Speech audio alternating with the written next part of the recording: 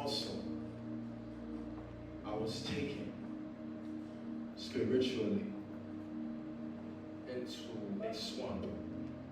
And when I was taken into this swamp, I saw gators, like alligators. I saw them rising out of the water. And the moment I saw that, I knew that I was in the state of Florida. I knew that I was in the state of Florida.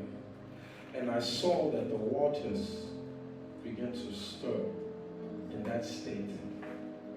So I want you guys to pray for the state of Florida, because I saw a shift taking place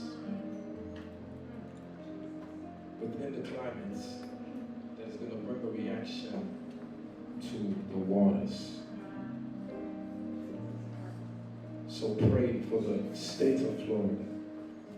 Now to those historic floods in South Florida. The Broward County Sheriff said today that emergency operators received nearly 9,000 911 calls on Wednesday. That was the day that the storm hit. Flights did resume today at one of the region's busiest airports, where spring break travelers were stranded.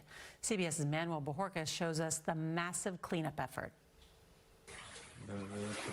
This is what people in the hardest hit areas are coming home to. Several inches of water still covering the floors and lapping up to ruined furniture. Out of the water. And the moment I saw that, I knew that I was in the state of Florida. I knew that I was in the state of Florida. And I saw that the waters began to stir in that state.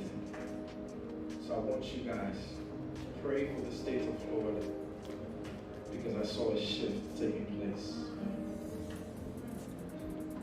within the climates that is going to bring a reaction to the waters.